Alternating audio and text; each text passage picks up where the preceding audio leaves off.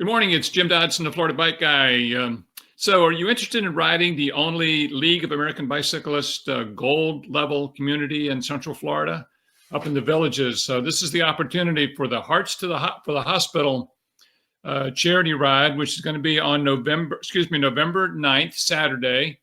We got Pat Gillis with us, who's running this on behalf of the Sumter Landing Bicycle Club.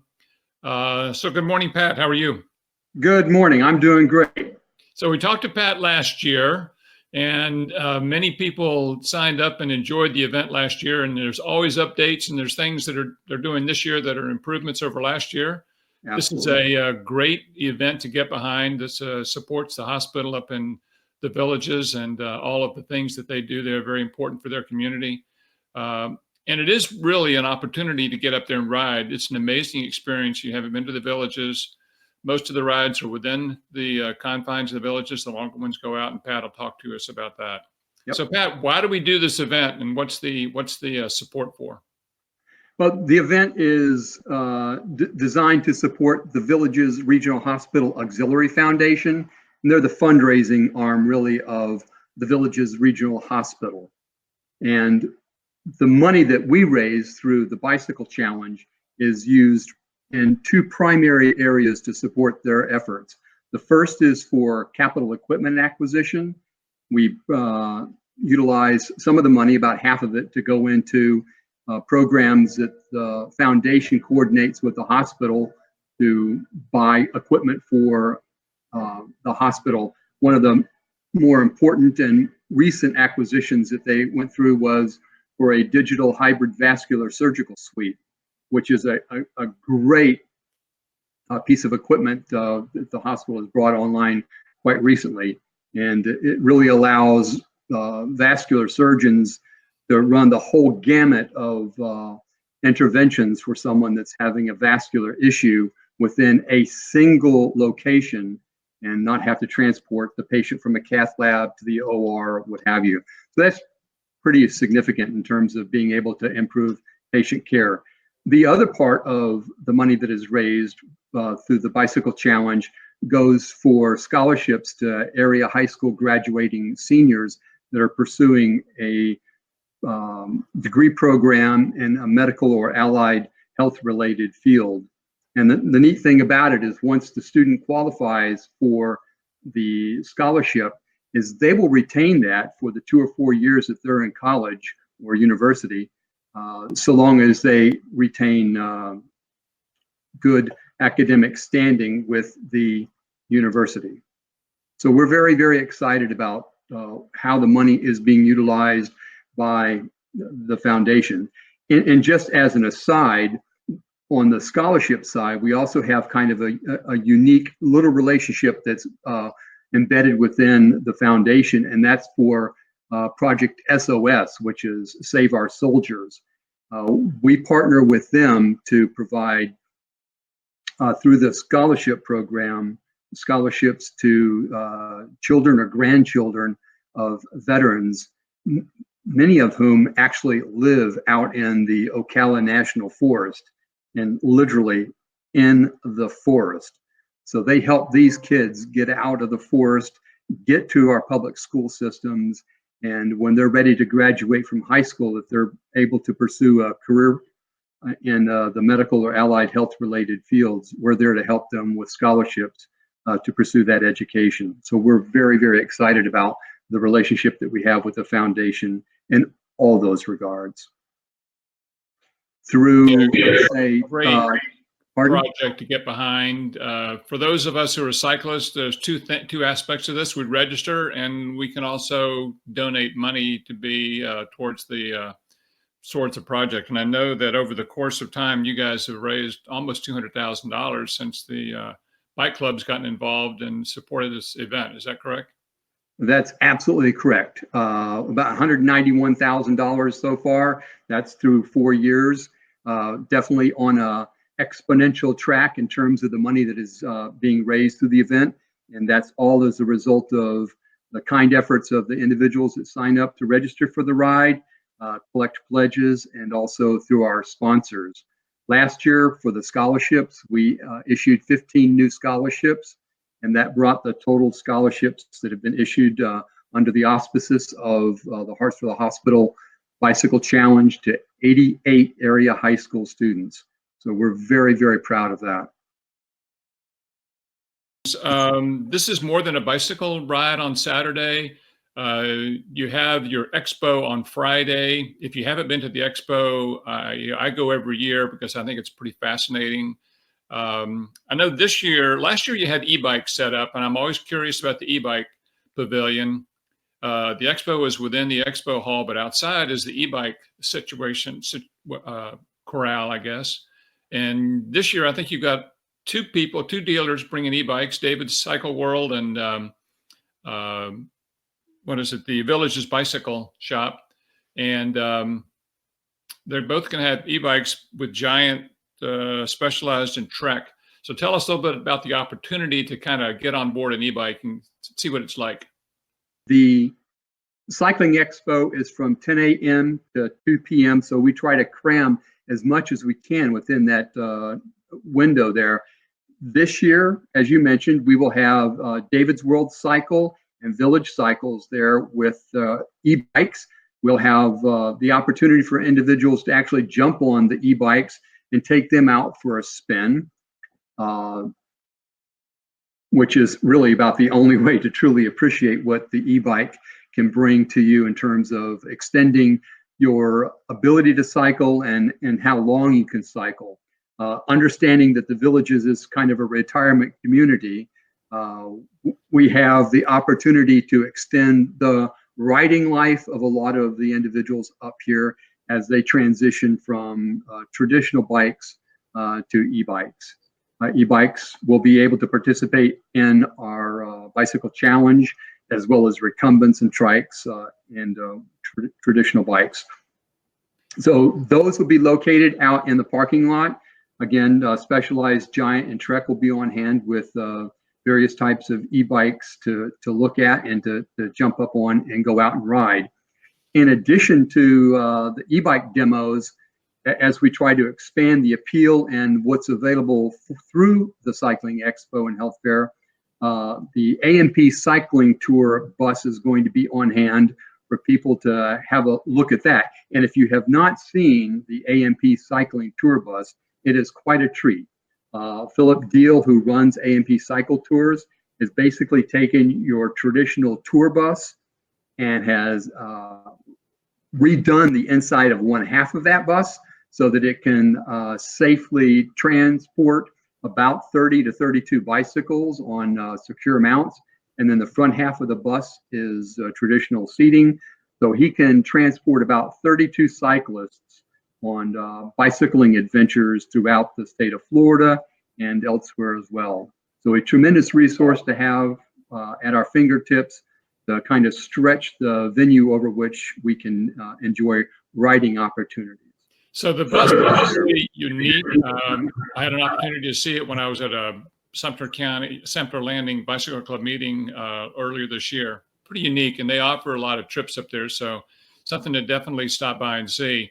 You know, one of the things too, if you are at all interested in bicycle travel, adventure travel, you're going to have at least one vendor there who's going to give us information about that. Is that correct? Yes. Well, AAA will be there. Linda Workman will be there with the Villages.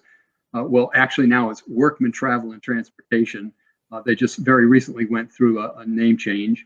They're a partner with us, with the club as well, and also work closely with AMP Cycling Tours. Okay. Yep. So the rides, I know that you've got rides for everybody, really, from the family to the person that wants to do the Century Ride. Just tell us about what you're offering. Yeah, and clearly the Bicycle Challenge is the biggest event for the Big Bike Weekend. Each year we send out a survey after we have completed the ride to get some feedback from the participants to figure out what do we do right, what can we improve upon, what do we want to make sure that we do not get rid of. And so we take that feedback and we build upon it for the next year. If we look at what's being brought back for the 5th annual edition of the Hartsboro Hospital.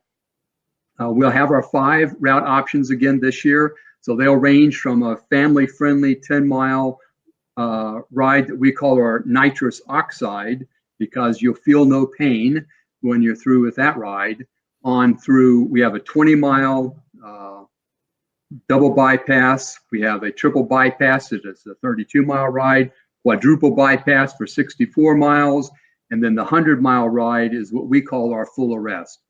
So the 64 and the 100-mile rides really get the riders outside of the villages and down into the southern portion and western portions of Sumter County. So the 100-mile will get down into the Center Hill, Webster area, and then come up and circle around Lake Panasoffkee, and it'll join up with the 64-mile as it goes around Lake Panasoffkee. And then both of those rides pop in at the northern end of the villages as they return to the La Hacienda Recreation Center.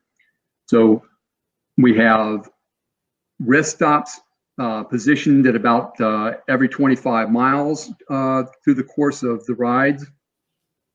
Well stocked. They all have real live restrooms, so we don't have to rely on.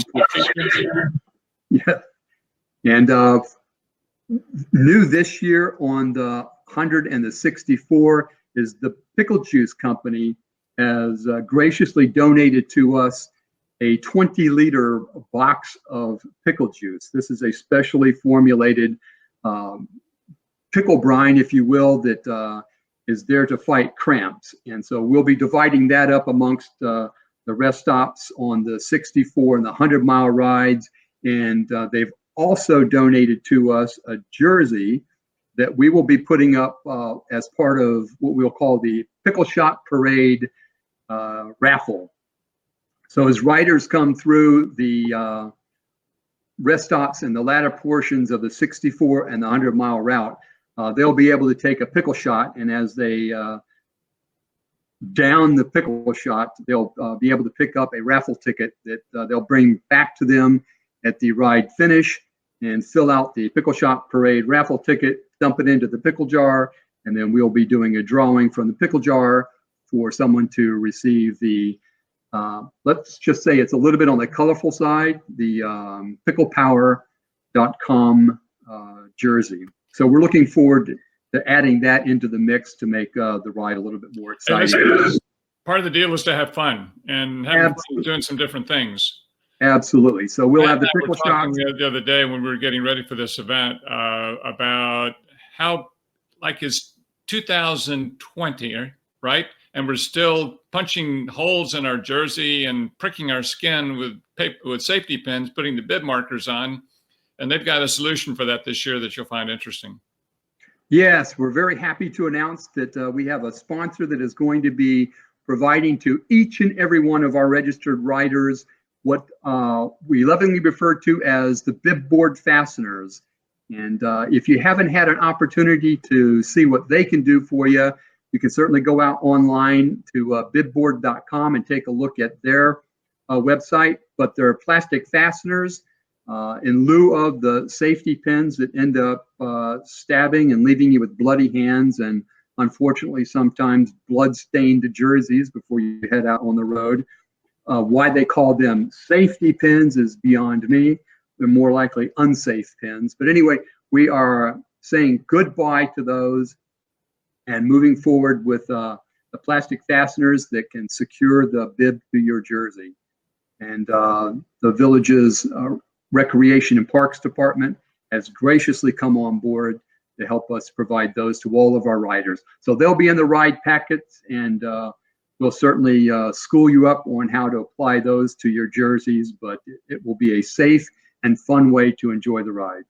So at the Expo, you'll have traditional bike shops displaying bikes. You'll have equipment. You'll have medical issues, medical providers, and medical symposia going on. I think it's a very fun and interesting place. I enjoy going there. You always meet interesting people and pick up information. It's a great day to get your registration early, so you don't have to worry about that on Saturday morning. One more thing on e-bikes. I've got a dear friend who's a cyclist who's a 10,000 mile per year rider. And this person bought an e-bike this year. It's unbelievable. So he'll do his 50-mile ride in the morning and hop on his e-bike for 50 miles in the afternoon. He just loves this e-bike. So you need to come check it out. So Pat, tell us how, first off, I want to know, I know we have the 5 different ride links. How does the registration break down between those? What's the proportion of people doing the lower ones and the higher ones? Yeah, we'll have close to 100 riders that will have, by the time we're ready to roll out on Saturday morning, signed up for the 100-mile route. And then between the 64 and 32, really close to about 200. We'll be nudging that number very easily. And then the balance of the riders are spread between the 20 and the 10-mile rides. So what's your goal for ridership this year? How many people are you hoping to have there on November 9th? Yeah, based on registrations through today, and of course, we're going to get a huge bump from individuals watching your Facebook live streaming here. We anticipate probably about 400 riders there at Ride Start on Saturday morning. So we're very, very excited. Yeah, where are we now in the registration process? What's it going to cost, and how do they go about registering if someone wants to go? Yeah, right now we're at the $55, which is the regular registration fee. It'll be jumping up to $60.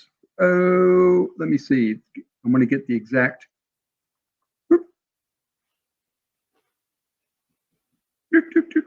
October 28th, it goes up to $60, and then the worst day is day of event when it'll be at $70. So the earlier you register, the better. If you register by virtue of watching this email and you're following the little tagline there at the bottom, there is a promo code that you can use at registration time that will give you a discount off of the current rate. So I would strongly encourage you to reach out as quickly as possible and register and jump on that promo code, which is JD Law FB. So all of our friends at Jim Dodson Law get a discount for riding, and I appreciate you doing that. I know this is a CAM event. Paul and his staff are running this on your behalf. I've done so for the last several years. Yep. Should be very smoothly done, as every one of his events are. I want to thank you for joining us today, Pat. It's been an enlightening talk. I want to encourage everybody to come out and enjoy this event. You know, just consider that every dollar you're putting into this is a dollar for a good cause, for the hospital and for the scholarships and for the veterans. This is really a great event. We'll be up there trying to entice my wife to join me this year and see if she wants to ride. Woohoo! So any final thoughts, Pat, before we leave? Yeah, just wanted to mention that as a result of the survey that we use at the end of the ride, this year we're converting completely over to roadside signage as the directional indicators for individuals out on the ride. So instead of looking down on the pavement and hoping that the route arrow is still there and hasn't washed away, because sometimes that does happen, we'll be using the route arrows, but they're going to be placed on roadside signs. So you can expect 2 signs prior to a turn and 1 confirming sign after a turn as you make your way along the routes. So we're happy about that. That's an improvement, we think, over relying on the route arrows on the road surfaces. So I look forward to getting up to you in the villages on November 9th. This is a great event. Let's get behind it. You'll enjoy yourself, and you'll learn something if you come to the Expo on Friday. Pat, I appreciate you joining us today. We'll look for you up there then, and sign up, everybody, and enjoy. That's Jim Dodson, Florida Bike Guy. Be safe out there. Bye. All right. See ya.